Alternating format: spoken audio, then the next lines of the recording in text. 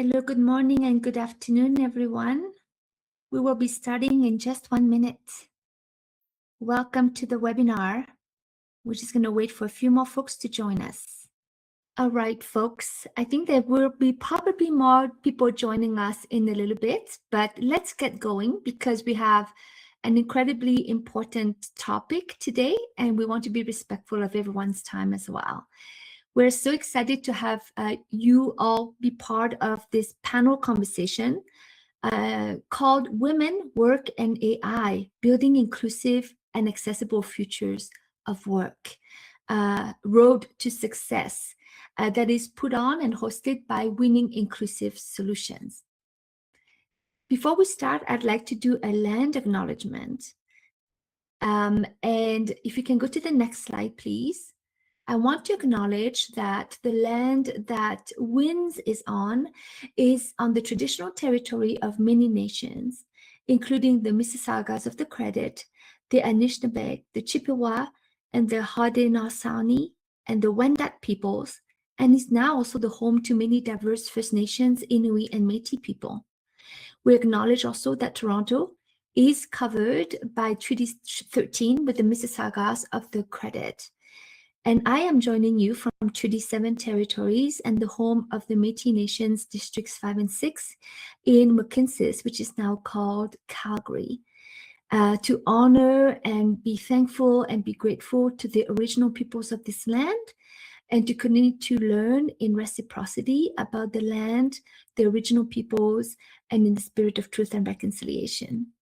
My name is Anne-Marie Pham. I pronounce and she and her, and I am a senior consultant of engagement with the Canadian Centre for Diversity and Inclusion. I've been with the organization in various roles, and I was their former CEO as well. I am so pleased to be moderating today's panel on a really important topic that is so relevant to workplaces and communities. Before we start, I want to tell you a little bit about the vision, mission, and values of WINS. The vision is to eliminate workplace exclusion and discrimination in Canada. And the vision is to promote inclusive policies in Canada's workforce. The name WINS reflects our commitment to advocate and help take steps towards ensuring the creation of more equitable workplaces in which diverse members of Canadian society can flourish.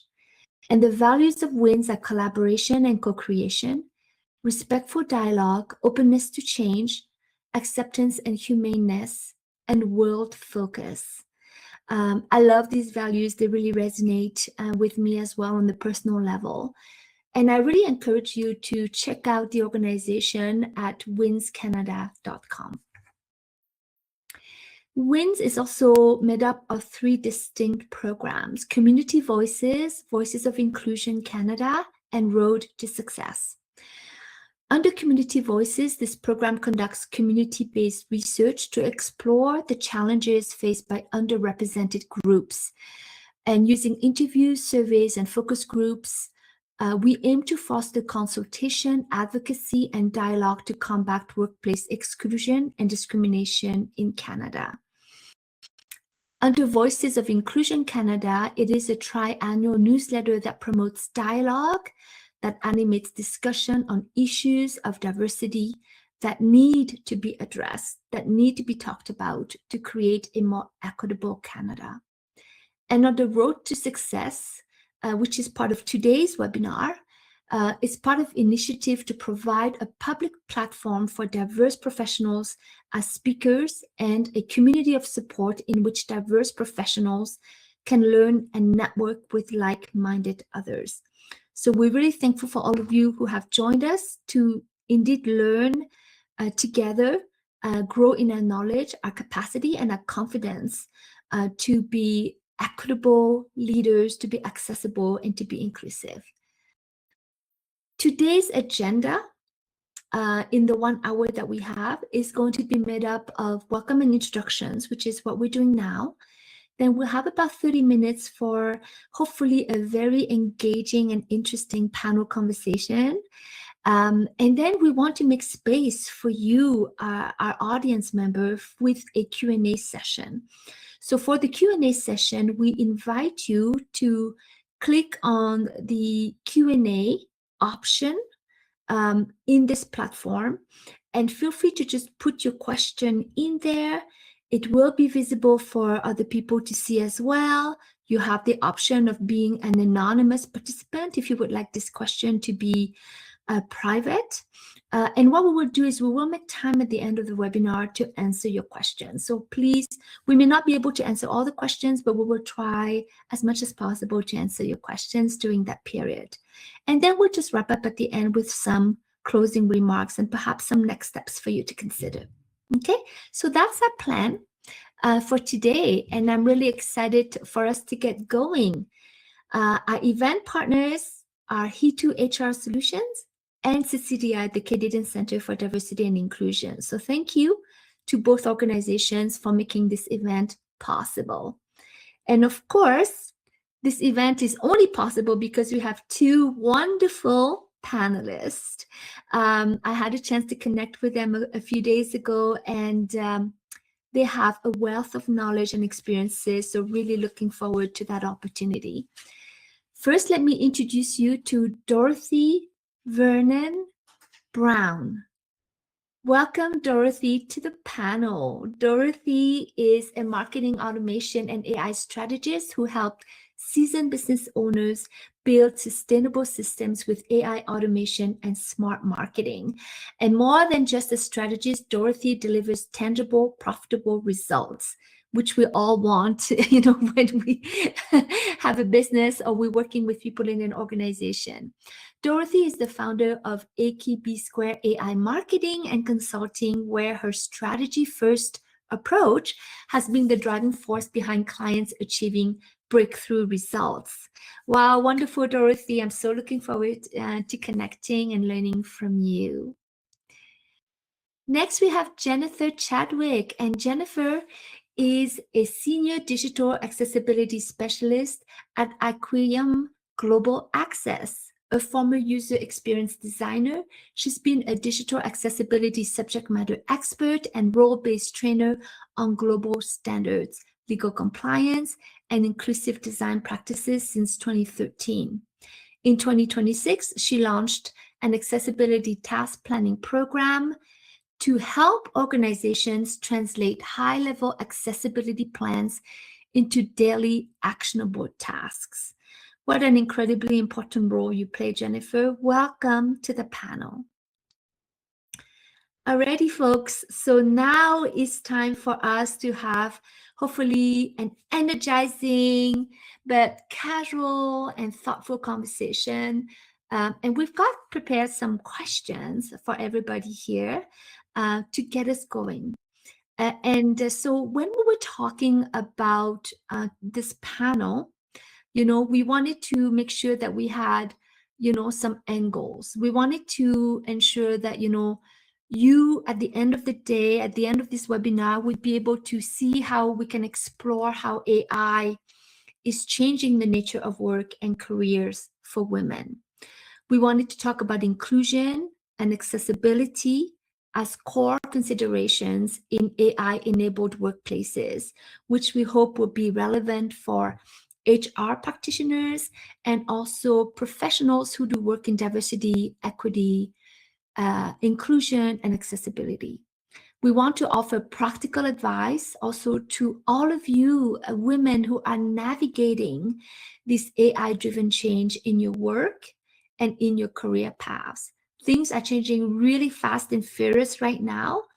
And it's, it's the age of, it used to be the age of information. Now it's, I feel, the age of transformation, but rapid transformation. So how do we equip ourselves for this? So we want to be able to talk about all of these things today. And to set the stage, we want to begin to talk about who has shaped AI, right? Because the technology really reflects the people behind it. And we were having a conversation about how almost all of the AI tech founders are men. And one of the founders of AI, Geoffrey Hinton, who's a British Canadian scientist known as oftentimes the godfather of AI, warned that if AI becomes more intelligent than humans, and trying to dominate and control it, the typical tech bro approach will not necessarily work, right? And instead, AI must be designed to care about people. And he mentioned maternal instincts, of nurturing and caring and empathy, to be built into these AI systems. And so I want to maybe ask Dorothy the first question for our panel. How can we ensure that women, especially those from underrepresented communities, are meaningfully included in senior decision-making roles where AI systems and algorithms are shaped? How do we do this in this system where we know that it's already been built and shaped by a lot of men, and where we're trying to be present in the decision-making process?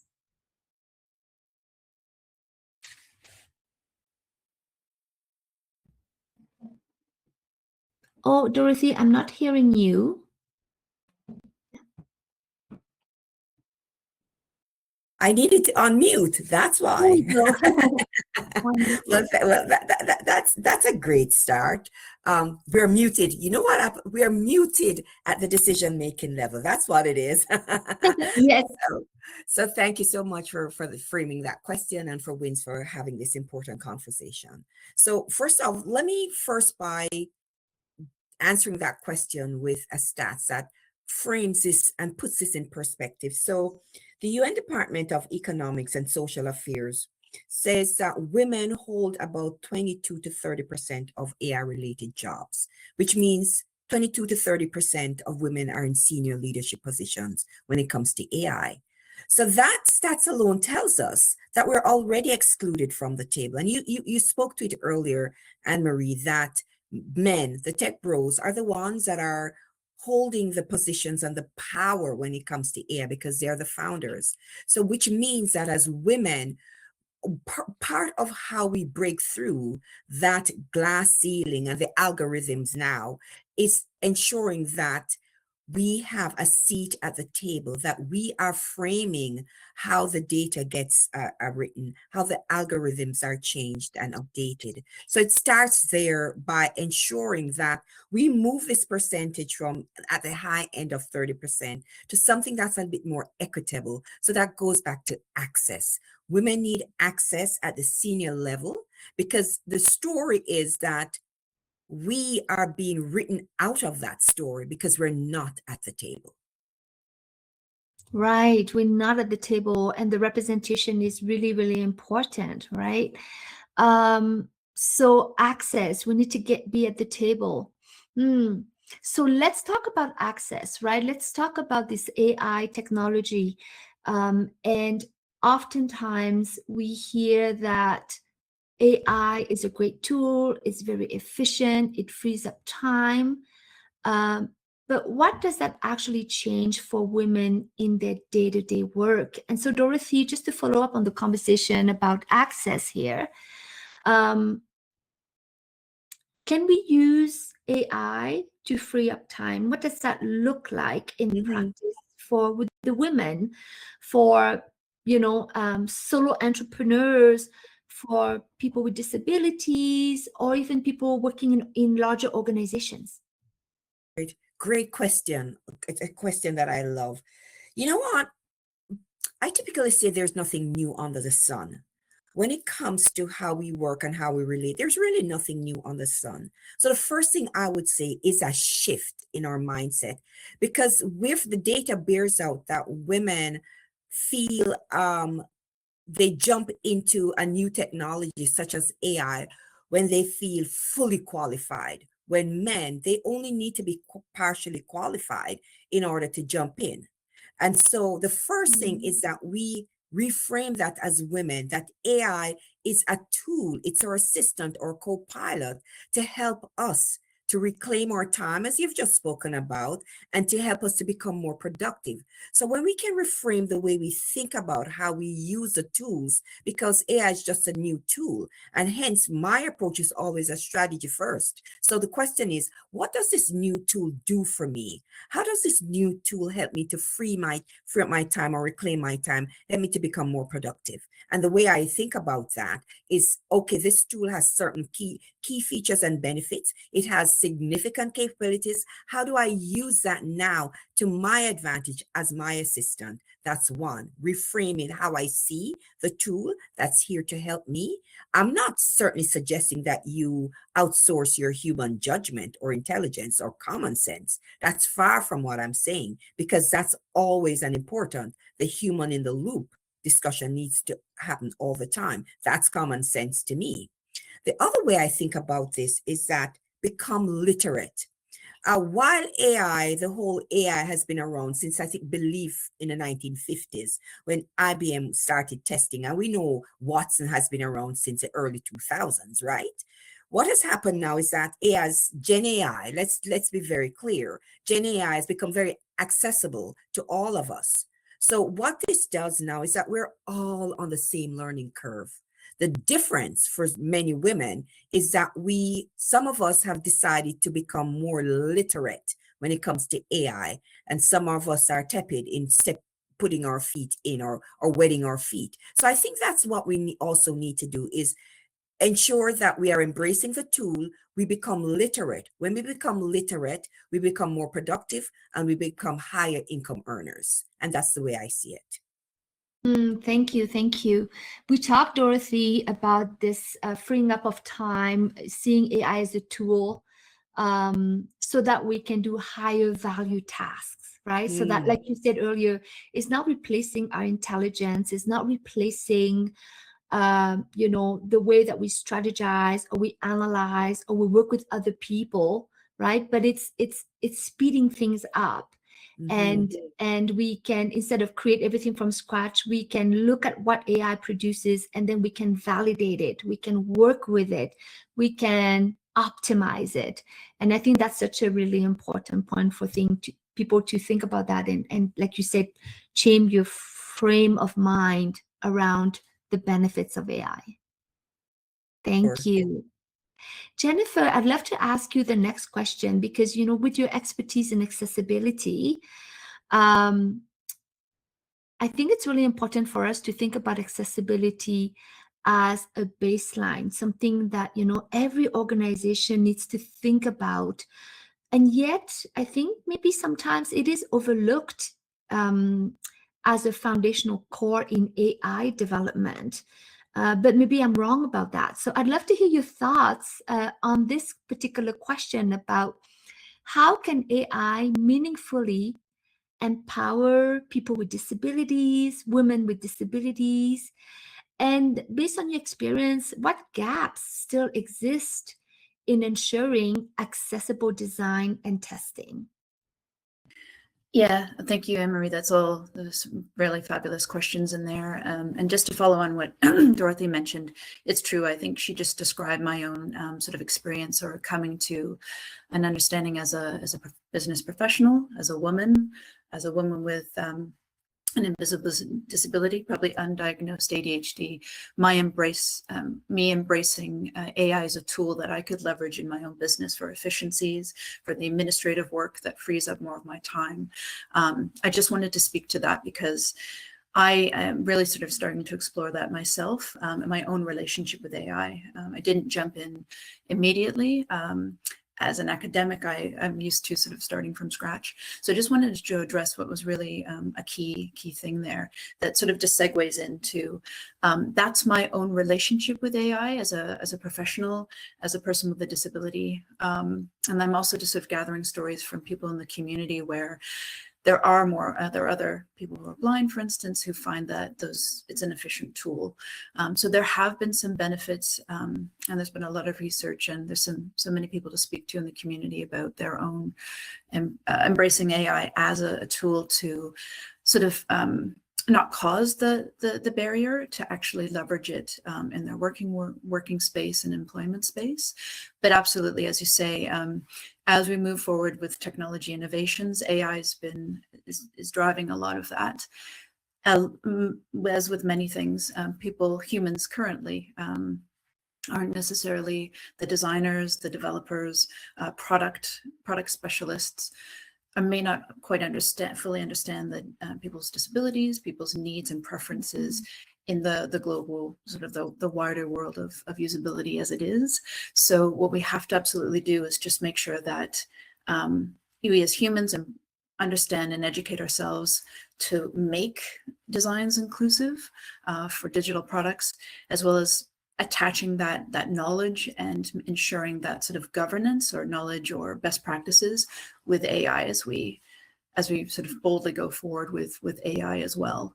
So one of the key things, if it's sort of generative AI, that could be used as a tool, as mentioned, but what's really inside that sort of database or that knowledge base of AI, there's still some sort of biases, it seems, in AI, especially around neurodivergence, not really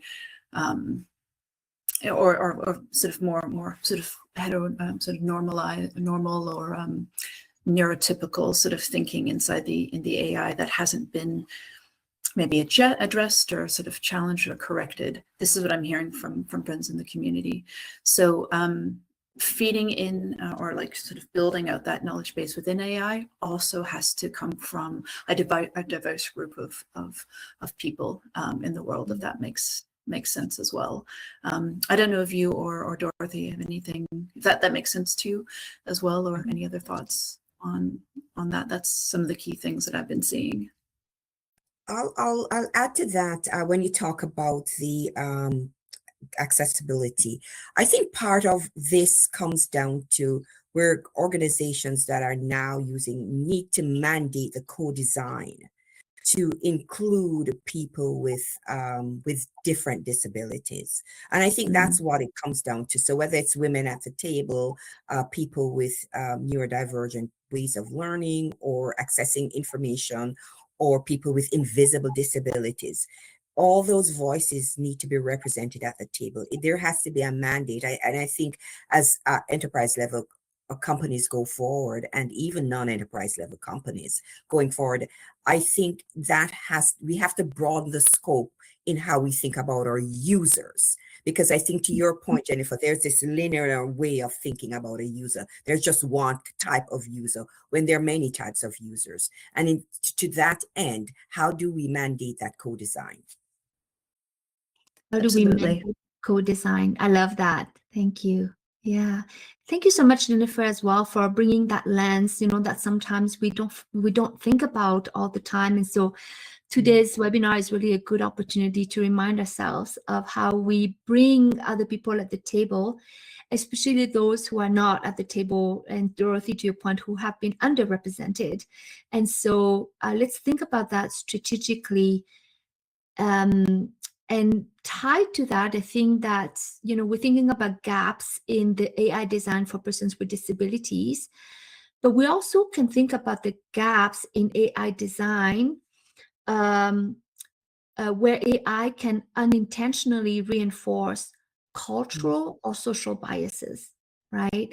And I remember doing a session on this a few months ago, doing some research, and I remember that AI can malfunction in a lot of different spaces, injustice, predictive policing that disproportionately targets some communities, in social services where AI in child welfare can perpetuate systemic racism.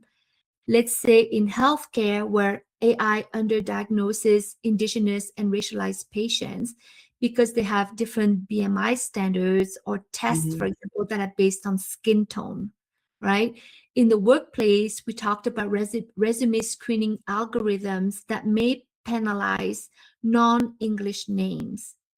In education, AI tools that misinterpret languages and cultural expressions, or cultural misappropriation, AI reproducing, let's say, sacred Indigenous images without permission, right?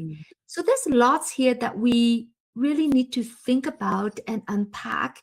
And I'd love this question to go to both of you, Dorothy and Jennifer. And my question is, how should organizations address cultural competency and humility or bias and some of those ethical risks in AI development, especially, as you mentioned, when excluded experiences and skewed input in AI content development often lead to biased data and outcomes? So let's do a bit of a deeper dive into this, and let's think about how we can do this. Who would like to try to answer this question first? Let me tackle it, because to me, when you read all of that, Anne-Marie, it's a reflection of the wider community. That's what that is. It's just a reflection of what's happening there. So that data that is familiar to designers, it's the data that gets built into the AI tools. So it's simply a reflection on what's typically happening in society that gets now built into the algorithm. So to dismantle that is to get people with different experiences to get to that table, those lived experiences, those learning experiences, in order to move away from the biases that are built in. So again, it will always come back to who is designing this, who is at the table helping to co-design this, and what are these biases that have already been so systemic in our society, now moving into the tools that we're building. To me, it's just that simple but not easy, because it's just a reflection of what's happening in the wider society, where we're taking that non-building in what already exists. It's not new. Thank you, Dorothy. Go ahead, Jennifer. No, Dorothy is absolutely right. And I think that's what we want to, yeah. So I'm always thinking of ways, and Dorothy as a strategist too, if you are an organization that hasn't got really excited or embraced AI or allowed employees to use it, and knowing that it's going to be part of different people's jobs and they're going to use it in different ways, you really have to kind of match that with an organization-wide mandate or a set of rules, which hopefully most organizations do, that matches any other policy that they would have. So it's regularly monitored for those biases, those real ethical pitfalls, and absolutely, I feel people with disabilities within the organizations as employees, and obviously as end users themselves out into the world, can form a sort of a network of those assessments within the organization for an ethical and inclusive use of AI. So sort of organization-wide, you can have these things in place. And then just the use of AI within, for alternative text for images, things like that. You can sort of boldly go ahead without that knowledge about what people disabilities need, specifically blindness. Is that AI sort of interpretation of that image accurate? Is the description that was generated accurate and helpful and meaningful? So there's a lot of work that can be done inside an organization to identify how AI is being used in each department, but also have a very staunch and very specific and very hopefully sustainable and regularly governed sort of attention to those details, if that makes sense. Maybe that's what we can do as organizers or in organizations as leaders, that kind of thing. Does that sort of answer the question, Anne-Marie? That's great. That's great. I think both you and Dorothy really speak to that. The importance of thinking about how, as an organization, we can put measures and systems in place to catch those biases, and to bring, people with the lived experiences who oftentimes are not represented at the decision-making table, develop processes to bring them, to consult with them and to engage them meaningfully, so that we don't accept AI data at face value, but we know that it's a tool and that needs to be validated and with an inclusive lens. For people with disabilities, for women, for different generations at work, right? For people from different cultural or linguistic backgrounds. All of that, I think, is really, really important. And so you all speak to that, which is fantastic. Thank you so much. I just love to add two solutions to that. I think you spoke to it, Jennifer. It's organizations when they build in like audits for biases, and they implement the audits, say maybe on a quarterly basis. That way it's not a once and done, that it's something that's continuous. They're continually monitoring for that bias, and also building in into their governance documents, right, where it's mandatory, and the policies, the governance, it's mandatory that these things get built in. I think that's the way organizations can start addressing all of these ethical issues, these cultural issues, and these biases by ensuring that these are documented, they're done, and there is some oversight that goes with that. Yes, exactly. And and those humans who have been underrepresented through disabilities and everyone else we discussed are employees. They're invested in the company. They're the ones that can contribute to that, as well as for their own job or role. Just one thing to mention, that professional friends in the digital space with disabilities actively have contributed to the government of Canada has a national AI standard by which they're addressing or adhering to, and it's open to private companies as well. I'm happy to share that link, but just to note that friends with disabilities were at that table, and women, developers, tech leaders, and innovation specialists. So I like that at least our government had that policy sort of created, because there was a recognition of wanting to use AI. And how do we embrace it ethically?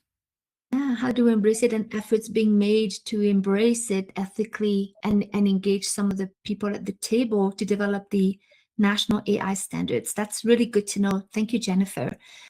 I want to do a bit of a deeper dive into these barriers and what does it look like and what we can do. And Jennifer, maybe I can ask you the next question around AI in recruitment, because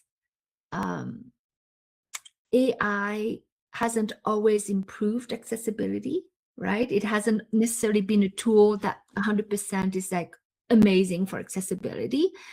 So when AI-driven hiring tools can unintentionally create new barriers for neurodivergent candidates and people with disabilities, what safeguards or governance practices are needed to prevent this?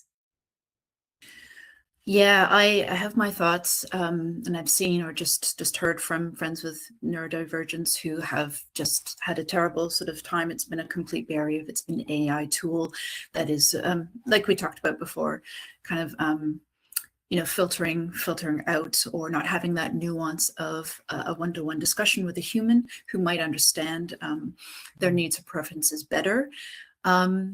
The best thing I can say without being in sort of, and Dorothy, I'd love your thoughts on this as well, without being sort of, what I'd say to HR, without being an HR professional, if it is possible, please acknowledge that, and please don't discriminate, and please give support and an alternative to the AI hiring process for people who are neurodivergent, who if they care to disclose, or if they speak their needs, and would rather have an alternative to one-on-one interview, or this happens now where a lot of those job recruitment sites are they're difficult, they're sort of complex, or with people with blindness or low vision, sometimes they don't always aren't compatible with screen readers or assistive technologies that people use every day.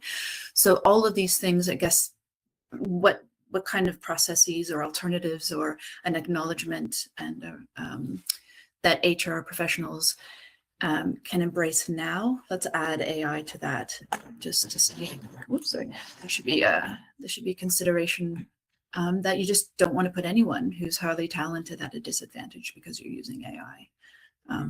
Would love both your thoughts on that too. For sure. That's such a great point that you have brought up, Jennifer, that unless, again, if you're not in the space, you don't have the lived experience, it's not something we tend to think about. So I think this also goes to awareness and education for all those people who are making decisions, that for HR professionals or hiring managers, that they need to understand as well that options should be available, right? Not only what I'm hearing is not only AI options where it's non-human, where there's an option for humans to give others an opportunity to have a fair chance, because this speaks to the inequity of the hiring process. When your only option is your first interface is an AI tool, then you've already immediately eliminated a whole subset of people who are highly qualified. They just learn or do things differently. So I think a huge, I think there's a big thing around education that needs to happen. So not only in HR, but in all sectors, I believe in any enterprise, corporation, or any of us that interface with clients, with customers or whatnot, we should start, our thought should be looking at who all our audience type is, what are the subset, because I think we typically think,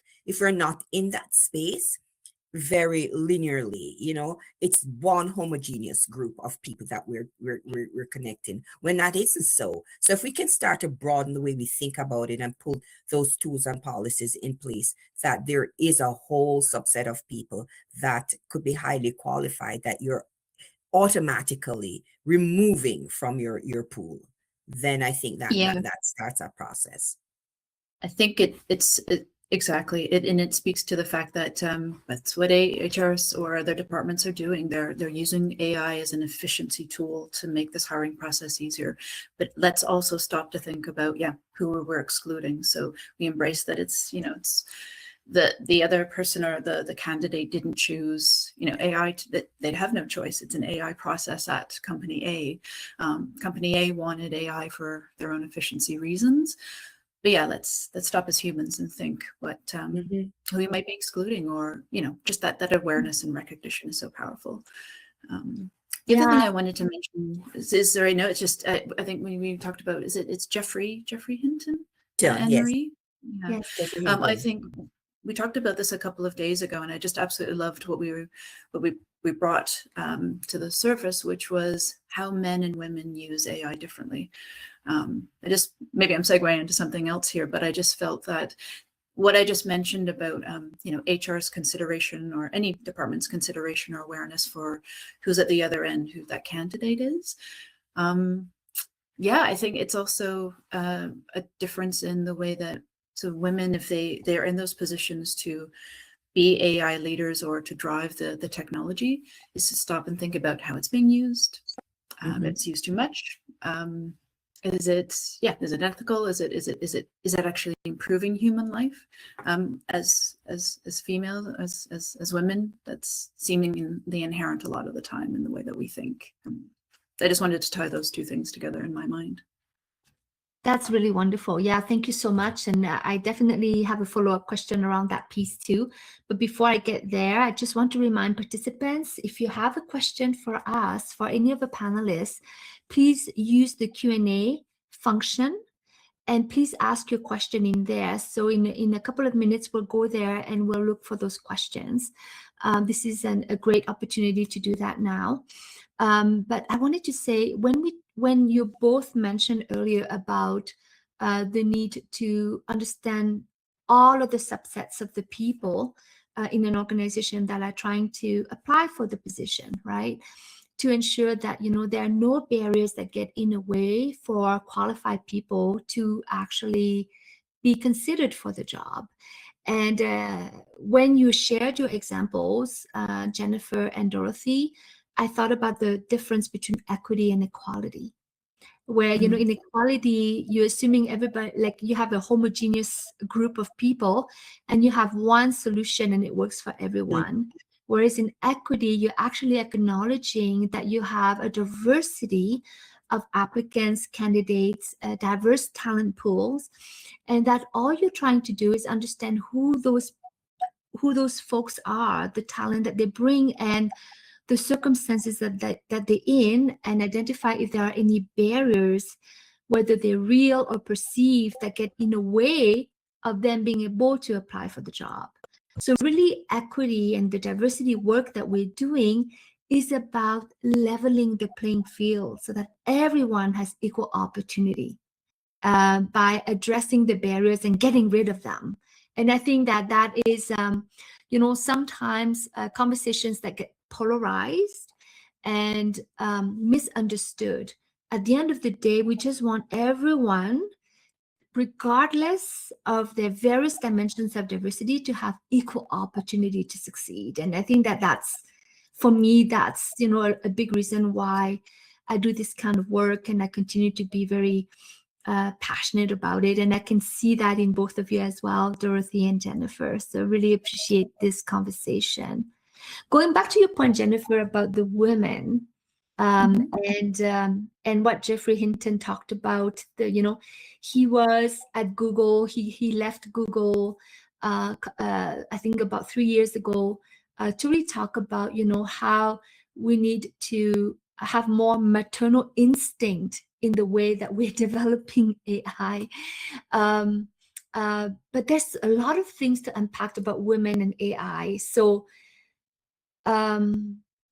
the way that women have been socialized is, sometimes they need to know everything to feel fully qualified in order to use the technology. Kind of like they need to feel like they meet all of the requirements of a job before they apply for a job, which is very different from men, where, if they feel like they have 60 or 70% of the requirement on the job posting, they'll just go ahead and apply, right? So for us, we need to think about, how can we reframe AI not as a threat, but as an assistant to support women to build confidence, but also when we're talking about this work-life balance and well-being for women, do those two things, can they mesh? What does that look like? Can AI help with burnout or support work-life balance? So who would like to take this question first? I can go for it. Listen, Please. AI is a tool, and I think when it comes to, I think earlier in our discussion, I talked about having the mindset, and I think it's just reframing that AI can be my assistant. Because when we're able to regain time as women, there's so much more we can do. Even if we're regaining 2 hours in the day, that's 2 hours that we can be at a soccer practice, we can be at the piano recital, we can just sit and be with our families, right? And just do that mom thing and do that, whatever that takes. So I think that's the way we have to see it, that I have a tool in the same way we have this in our hands. That's what AI is for us, right? Because this helps us to organize our lives, right? Most of us can't live without it. Some people are actually addicted to it. So I think that's the way we ought to look at it, that this is a tool that helps me to save time, to help me to organize my life so that I can become that kind of employer, employee, wife, mother, brother, sister, assistant, whatever that is, be that best possible version of myself. And if we can see it that way as a co-pilot, as an assistant, then I think we have won half the battle. Secondly, in terms of balance, that might be a kind of controversial, because I think depending on where you are in your life cycle, there's times, if you're a young mom, it's going to be skewed towards your kids. If you're seasoned, it's skewed towards scaling your business. So it really does depend. And AI has a role every step of the way. Once we can use a tool, understand what that tool is there for, then I certainly believe it certainly can enhance the quality of our lives based on how we decide to use it or not. I completely agree with everything. I think and Dorothy's articulated it so well. And I am one of those sort of late adopters as a solo entrepreneur, someone who's regularly academically written all of my own content. It took me some time to actually feel the confidence to move forward and prompt the AI in a way that as we talked about efficiency, my prompts have to be as efficient and sort of specific in order to sort of get what I want back from. So I've started developing my own relationship with the AI tools that I use. But it's true, as someone who's very, very busy, I appreciate that I'm a busy business person. But I'm as a consultant, I'm a commodity. So that burnout is very real, but AI has been an efficient tool for me. It's true. Then I have my due diligence as the expert to review the content of my Copilot.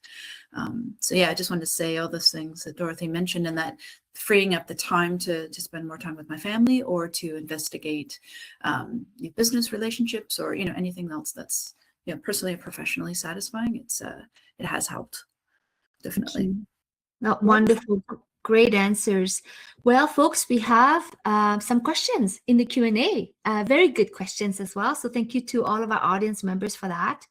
The first question would be, can you recommend a recent study or article that could be shared to leaders in organizations summarizing some of the ethical considerations we should be taking? Leaders where I work are constantly encouraging use of AI without these caveats. So are there good resources that we can think of right now? Or maybe this is something that we can share later. Yes. One comes to mind, the World Economic Forum report 2025. It has a wealth of information as it relates to governance as well. There is the Deloitte of the world that have these studies that are out there. There's one here, PwC, the 2025 Global AI Jobs Barometer. So there are many resources out there, but for sure, for starters, I would start with the World Economic Forum, because I think it has a framework on work. It has a framework on the future of work. What does that look like? And I'm sure their ethical consideration. I also believe the EU has they have some policies coming down the pipeline. Some already in place, some are coming down and speaks to governance and so on. So there is a wealth of information out there that is accessible and available for us. I mean, we certainly just whatever that is, we can type it in. But those are the places I would start. I definitely would start at the World Economic Forum report 2025. I absolutely agree, and it's sort of somewhat agnostic. So it's not a private company. It's like to Dorothy's points, the World Economic Forum that's pulling in data that's going to benefit everyone. It's not skewed one way or the other. And I hope that the Conference of State Parties for the United Nations also may have some things that sort of are doing some regular research to recognize those things, especially in the as it relates to people with disabilities and just ensuring that equality and that equity is maintained. Wonderful. Thank you so much. Great resources. There's another question about whether either one of you wanted to speak to environmental considerations with AI and how they relate to gender, accessibility, or socioeconomic identities. Wow. That one is loaded, and that's a different webinar. Because I think we're all we understand the discussion around the environment, the data centers, all the GPUs and so on. Listen, I'm learning it just as you are right now as well around that sustainability, but I believe there has to be some kind of policy in place to hold big tech companies accountable for their carbon footprint as well, their footprint in the world, just like any other accountability measures that ought to be in place. So that's what I would certainly say, is that we have to be cognizant of the carbon footprint, what we're leaving behind for the next generation, and how do we solve for that, and how do we ensure that we have the benefit of the tool, because I don't want to us leave here suggesting that the tool is not a great tool. It is a great tool, particularly when it comes to healthcare. I think we're going to see the biggest leap for humanity when it comes in the healthcare space. It's already happening, but I also want us to balance and measure that with what the sustainability and what that carbon footprint looks like. That's my take on it. Yeah, no, I think we talked about how that could be a whole other webinar, and I would be learning 100% from the ground up on that. Dorothy, you mentioned some amazing points, so I don't have anything else to add other than I'd be learning there too. But also, if we've got these learning, got these whole algorithms, all the information that we have, or we draw from when we use this powerful tool AI, that humanities and the diversity of humanity is incorporated into that. So it's represented. So gender, accessibility, socioeconomic identities, all of that is always hopefully authentic and maintained by all those folks at the table. So it's never just a tech bro or, or we don't want to make any sort of like assumptions or stereotypes against anyone, even in with what I just said. But yeah, I think the environmental considerations, it's a whole new area of research that I think this just brought to my attention 2 days ago when we chatted about it. So I'd be looking to try to find some, hopefully there's some articles or hopefully there's some research being done in the space. Thank you. Yeah, I appreciate the openness to learning and trying to find that balance between the usage of AI and accountability and sustainability. This is an interesting question. It's on the flip side. Someone asked, how can I overcome the bias that AI tools use in hiring might be impacting my job search? So if you're a candidate, you're looking for a job, and you think that some of those recruitment tools out there are biased, like any tips that you have on how a candidate, someone trying to look for a job can overcome or address the AI biases? Deferring to Jennifer on that, and I'll No, it's another. So they're a really important loaded question. How can I overcome the bias that I feel that really strongly fits with the organization that you're applying to? That organization, I feel, should have that responsibility for an ethical, open, unbiased AI tool that they're presenting, or that as a filter towards candidates out in the world. So overcoming it, maybe in a sort of vigilante guerrilla type way, you could call that organization out socially, I guess, or just bring it to privately or publicly or whatever to that organization's attention, perhaps, and say, I have seen that on LinkedIn quite a bit, which is very important. So I feel there's some bias in company A's tool or hiring processes, and that just goes for the current processes, not just the AI. That's the way that you get organizations' attention, and hopefully they'll be able to work around and reach around their AI tool to open the door for you. I hope, yeah, that's just my take on that very, very important question. Yeah, I'd like to expand on that a bit, and that was along similar lines. Is apart from, because it's an organization. I mean, you're kind of powerless in a way. Let me use that loosely, because they are the ones that are serving up this tool to you. I mean, outside of to what you've said, Jennifer, that guerrilla tactic of finding someone with the HR person in the company and saying, pointing it out, calling it out. Quite honestly, if I see there is a bias and there's no kind of desire to reverse that or to do something about it, it's not a company I'd want to work, because that's the first step. That hiring tool is the first barrier. There are going to be other barriers, and it's really not the place I'd want to work. And I can just, that's how I look at it. That's my own ethical direction. But Yes. it's really, that's an individual choice as to how you deal with that. But I do believe, yeah, if there's a persistent approach where it's continuous bias in that tool, maybe call it out or decide there's somewhere else you want to work. Wonderful. Thank you so much. You know what? Let's go with just one last question, and it's a quick answer. Hopefully, this one's for Jennifer. when you talked about Canada's AI standards, is it law as yet? Meaning, are the standards enforceable by law, or is it just more of guidance at this time?